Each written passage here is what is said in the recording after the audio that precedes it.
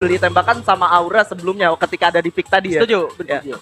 Itu juga jadi satu hal yang penting, jadi catatan buat First Rider Storm gimana caranya mereka bisa masuk, dan itu yang harus diperlihatkan kembali oleh First Rider Storm tentunya. Tapi Survivors, ini dia game kita yang kedua, ini dia map yang paling panas. Kasih tepuk tangannya dulu Survivors. Ini dia Kalahari. Yes, Kalahari pesawat bergerak dari ala Old Hampton menuju ke daerah Santa Catarina, di mana kali ini teman-teman dari EVOS sudah melakukan satu split pushing lagi, membagi dua Old Hampton dan juga Shrines. Sementara itu di daerah tengah masih ada ngotot-ngototan lagi. Digat. Ya, Galaxio sih emang nggak ada takut-takutnya, mungkin seperti MBR, dan ternyata dari seorang Matchdi ataupun Kimi berhasil menculik satu player dari RRQ Kazu. Matchdi langsung masuk, tumbang juga satu player kembali dari RRQ Kazu. Di sana 2 poin kill berhasil diamankan, membuat Legalot harus mundur menuju ke tempat yang lebih aman lagi. Tapi satu balasan sudah diberikan bahkan buat Tekton kali ini yang berhasil diberikan oleh satu orang Abai. Ini dia Abai yang berhasil menjawab teriakan yang ada di studio. Itu tadi udah seru banget. Gua ngedengar banget tadi ada fight yang ada di bawah, tapi sayangnya seorang Abai berhasil di take down juga kali ini. Luar biasa, 3 poin eliminasi dari Galaxio Corvus, tapi tentunya damage yang diberikan oleh seorang Abai menjadi sangat begitu besar juga. Dan gak pengen ngasih ke orang yang ngepres RRQ di bagian revenue ini. Betul. Gak bener-bener pengen dikasih cuan yang bener-bener 100% gitu loh. Di arah lain, kita pindahkan terlebih dahulu. Void Ordinary terpaksa harus melakukan early fight di bagian sub Blue Zone yang menjadi perebutan bersama dengan DG Esports. Kali ini satu player dari Alif harus sudah tersulik ternyata. Antara dari DG Esports sendiri untuk health point-nya masih belum terlalu sehat secara keseluruhan, dan dari kedua tim tidak memiliki resource yang benar-benar mumpuni untuk melakukan fight. Yes, dan kalau lu lihat juga dua-duanya masih cukup sabar aja, tapi setup yang udah dilakukan dari keduanya sama-sama aware bahwa masih ada tim di daerah sini, mereka belum pergi juga, bahkan ada satu tim lagi yang coba join to fight ke arah mereka. Tapi yang menjadi sangat uniknya adalah ini daerah Blue Zone ada 3 tim, walaupun nggak lengkap semuanya, artinya banyak banget drop zone yang masih sedikit kosong nih. Bener-bener bagian bawah mungkin seharusnya bakal jadi rotasi kedua mungkin untuk tim-tim yang sadar, oh ternyata bagian bawah kosong gitu loh. Kalau misalkan dari setiap tim melakukan rotasi dengan vehicle-nya ke area bagian bawahnya. Tapi ini jujur, ini bakal rugi buat mereka yang terlalu lama stay di bagian Blue Zone, terkhusus dari Kings ataupun Void Ordinary dan bahkan juga DG Esports. Menghabiskan waktu kalau misalkan sampai ke menit 5 dan sementara ya tim-tim yang lain menit ke-5 mereka melakukan rotasi kedua, sementara 3 tim ini masih ada di area sebelah sini, mereka nggak bakal dapat pentingan, nggak dapat poin kill. Revanya terjatuh, satu gol juga, tapi Chester hampir tertumpangkan, masih ada gol kembali, dan bahkan harus terculik satu membernya dari DG Esports. Gak jadi cuan, gak jadi untung. Kaingnya dikirim menuju ke arah depan dengan satu senjata saja. Sudah mulai terlihat kali ini M4 melawan shotgun. Israel kah? Dideketin, tapi Kaing menjauh dan tumbang juga pada akhirnya. Dan akhirnya berhasil ditumbangkan. Sementara itu ada satu tembakan yang cukup mengerikan, saya kira udah ada yang pegang pelontar lagi tadi ya. Dan kalau lu lihat sebenarnya Kings nggak mau benar-benar menyia-nyiakan kesempatan ini, mereka tetap coba mengamati dan mereka lagi coba cari kesempatan kapan untuk masuk dan join to fight ya. Sementara seorang Dix sudah mulai secara perlahan masuk ke daerah pertahanan lawannya juga nih. Nah, ini menarik juga, tapi ya benar dari Kings mereka lagi nyari-nyari cara dulu poinnya yang harus rugi. Ternyata satu player terakhir harus benar-benar terculik juga dan tumbang di posisi ke-12, langsung mati lampu. Dan Kings, ini dia hanya mengirimkan 3 player saja. Kings di waktu yang sangat tepat dia memunculkan dirinya dan bahkan langsung mengunci satu player dari DG Esports. Di bagian atas juga sudah mulai dikirimkan satu playernya ke arah dalam, sudah mulai masuk juga shotgunnya masuk. Climsy dapat satu lagi. 2 tim yang ada di Blue Zone stay long terlalu lama, tereliminasi dua-duanya. Kedua tim yang menentukan untuk turun di daerah Santa Catarina atau Blue Zone untuk map kali ini justru harus dimakan oleh orang ketiga. Bahkan kemarin gue baru ngobrol Apa tuh? sama player dan juga coach dari Kings, mereka bilang kayak, aduh susah banget nih, dia yang sekarang banyak banget third party-nya. Mereka yang jadi third party-nya sekarang. Langsung belajar. Dan ini merupakan salah satu sign yang bagus juga untuk mereka bahwa mereka masih bisa keep out. Sementara itu, teman-teman dari Dragon Phoenix yang sedang membutuhkan poin, layaknya juga dengan beberapa tim yang sedang kesusahan, mereka sudah mulai bergerak dari daerah selatan dan udah mulai menentukan arah harusnya. Karena kalau lu lihat dari Mal ini udah punya yang namanya resource yang lumayan cukup sih. Iya, lumayan cukup. Dan kalau ngomongin soal Dranix itu sendiri, di hari kemarin ini gue nggak bilang adanya penurunan performa ya dari Dranix, tapi lebih ke kenapa poinnya nggak bisa semaksimal kayak di matchday pertama. Apakah perlawanan dari tim-tim lain ngebuat si Dranix ini nggak bisa segalak matchday pertama, atau ternyata emang Dranix galaknya di awal season doang gitu? Seperti biasa. Apa tuh? Kalau di season lalu juga kan kayak gitu, udah gitu. Tapi emang balik lagi ya, kalau kita ngomongin mungkin banyak banget faktornya yang kita nggak tahu.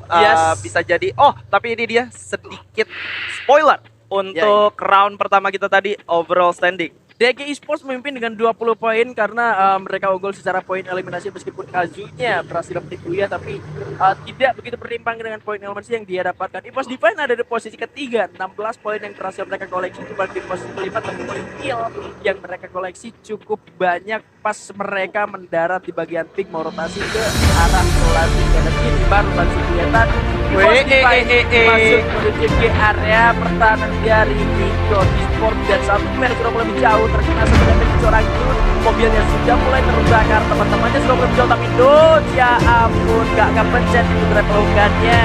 Dia harus terkena damage dari terjatuh, menggulung medkitnya dulu Dut, tapi dia mau dikasih lepas seperti yang tembakan dikeluarkan, maka Kucai pun sudah terkena tembakan balasannya. Satu orang berhasil tembakan, Rahasia kembali, dan ternyata Bion benar sudah terjatuh di sana. Duonya hancur, dibalaskan oleh Victor Molimba di sana. Masih ada di area cukup aman, tetapi Abang dan Bion menjadi bakaran untuk Kucai dan juga Dut, membuat kali ini EVOS Divine tidak berada di dalam posisi yang aman. Yes, menyisakan season 05 aja harusnya, atau mungkin gue salah lihat, tapi kali ini 3 poin eliminasi sudah berhasil didapatkan, dan mereka bakal coba untuk mencari di mana orang yang tadi tersisa. RRQ Legalon Legends berhasil menumbangkan Razer. Ini juga menjadi satu keputusan yang sangat baik dari Ico, di mana mereka coba untuk standby tidak terus untuk masuk ke dalam zona seperti Ico tadi, dan mereka berhasil memotong pergerakan Ico ketika dua orang itu berada di belakang. Dan berarti dia nge-kill di situ. Dia di-kill di situ. Dia Skynet sudah mulai digunakan.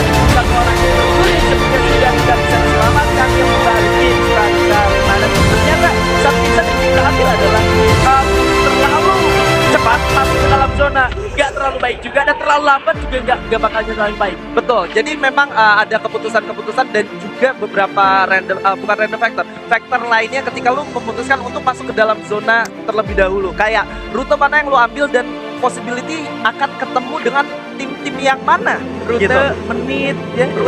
menit, checkpoint itu menjadi sangat menentukan untuk ketika lu memilih untuk bergerak di early game gitu. Tapi somehow berhasil dihidupkan kembali dua player. Satu buah shot dari Mr. 05, bahkan Skyler pun sudah mulai dikirimkan menuju ke jantung pertahanan dari Ico Esports. Gojia sudah cukup low. Mr. 05 masih menunggu perjalanan dari Ico Esports tentunya, dengan dua player yang ada di bagian Watchtower. Ini tentunya akan menahan pergerakan dari Ico Esports, memaksa Dudes bakal dipukul mundur kembali. Tembakan dikirimkan terus-menerus oleh kedua player dari tim EVOS Divine, membuat 3 orang dari Ico Esports tentunya terancam, sangat-sangat terancam, mundur teratur menuju ke tempat yang lebih aman lagi. Grapple Hook ini dia Mr. 05 dengan tembakan yang sangat luar biasa, sudah mulai terpancing emosinya, langsung masuk menuju ke arah dalam. Grapple Hook digunakan jauh lebih dekat lagi, mendekat kembali memaksakan close combat dari Mr. 05 terhadap Ego Esports. Pembalasan dan akan langsung dilakukan di waktu yang bersamaan. Balikin Di arah gak belakang masih melakukan backup firing, tutupan granatnya. Masih ada respect wall yang sangat luar biasa sekali. 4 lawan 3 masih bisa strategi kembali. Mr. 05 jauh dia ternyata di tangan seorang Kiba. Abax di arah depan sana menggunakan Kingfisher-nya masih bisa tahu kembali menuju ke arah Mr. 05 untuk di revive. Tapi Abax Koja di sana terjatuh dibalas ke Mr. 05. Kiba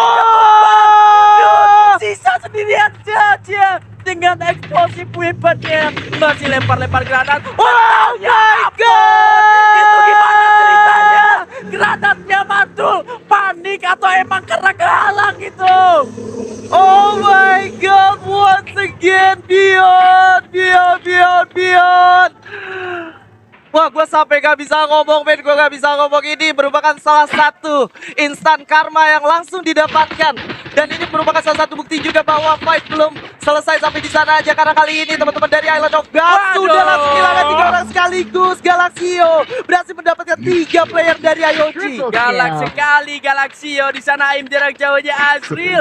Dia punya pelontar, masih belum kepake pelurunya dan bakal menjadi milik untuk Galaxio Surplus Resource yang sudah dikumpulkan oleh Island of Gods. 8 tim tersisa di menit 19 dan zonanya mengarah pojok kanan bawah. Pojok kanan bawah, kalau lo ingat sebenarnya ada tim yang baru bermain dari sana. Ada teman-teman dari Kings juga yang harusnya udah berhasil sampai di sana duluan. FR juga yang mengikuti jejaknya Eko menuju ke daerah Santa Katarina tadi udah mulai masuk ke dalam. Sementara itu EVOS Divine harusnya sebentar lagi mereka mulai berada di checkpoint selanjutnya. Tapi Aura sendiri tidak bergerak terlalu jauh. Mereka tidak terburu-buru juga. Mereka masih ada di drop zone mereka awal. Ya masih berada di drop zone-nya mereka. Tapi waduh, belum juga selesai saya narik nafas. Bion harus sudah terculik kali ini dari EVOS Divine. Padahal mereka berada di area yang aman dan bakal sulit untuk mereka melakukan reviving. Zonanya sudah mulai menyusut ternyata, memaksa anak-anak dari Tang City tentunya mereka bakal masuk. Begitupun dengan Aura Ignite yang sempat mention tadi masih berada di bagian command post ini.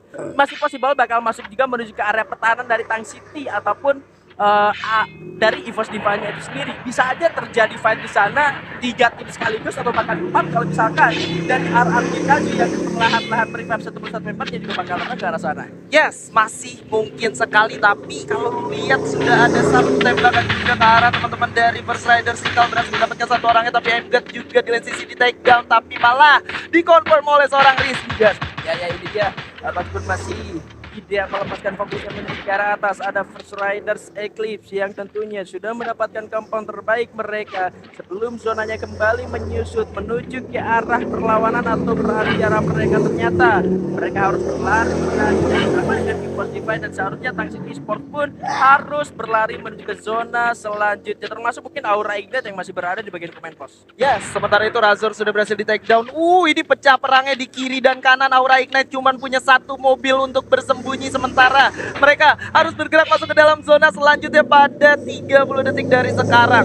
Apakah masih bisa? Ini bakal sulit, tapi di lane sisi juga tembakan sudah mulai terdengar dari kiri dan kanan mereka. Sulit sekali untuk EVOS. Mr. Rosman juga terjatuh di tangan Ikan dan tembakan Rozanya hanya menyisakan Abax sendirian saja di arah dalam rumah, dan tentunya Abax bakal sulit melawan kejamnya dunia RRQ Kazu.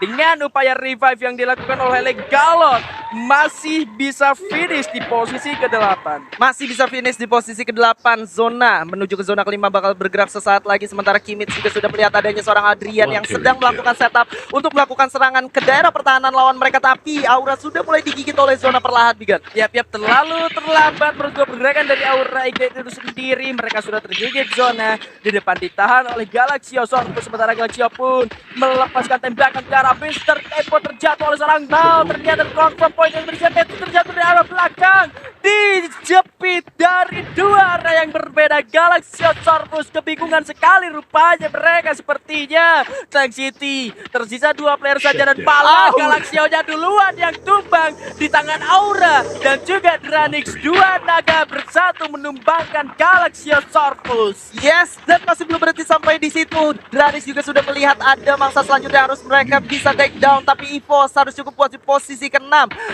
Sudah ada pergerakan di daerah sebelah kanan yang dimana tidak ada inisiatif dari Aura untuk maju lebih jauh lagi karena ini udah sulit banget. Kiri dan kanan ada musuh. Aura cuma bisa mengupayakan seorang ombak aja, tapi ombaknya juga udah ter-take down ternyata. Yep, karena memang zonanya juga sudah sangat menyakitkan dan Tank City duluan justru yang harus sudah tereliminasi ini.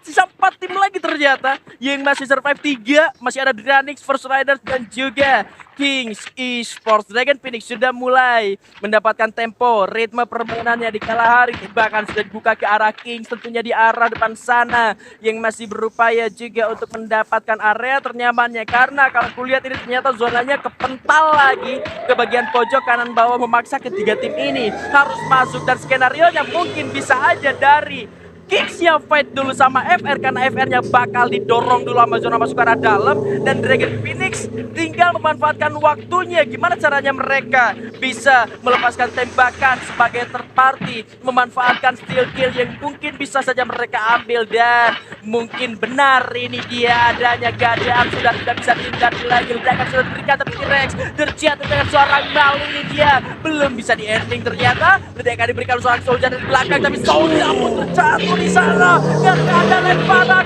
floater dari seorang Dix. Begitu mematikan sekali. Dix yang tertembak juga. Darko kali ini bakal menjawab masuk. Tapi ini dia Dix berhasil menumbangkan FR Eclipse. Ini dia Dragon Phoenix yang bakal masuk. Piu dikirim ke arah depan 3 melawan 4. Dix sendirian saja dia tersisa. Reharja tumbangkan Dix tumbang. This is Booyah Dragon Phoenix. Dragon Phoenix takes the booyah dan mau menjadi MVP-nya. Luar biasa banget buah kesabaran yang digunakan dan didapatkan oleh teman-teman dari Dragon Phoenix berhasil memudahkan jalan.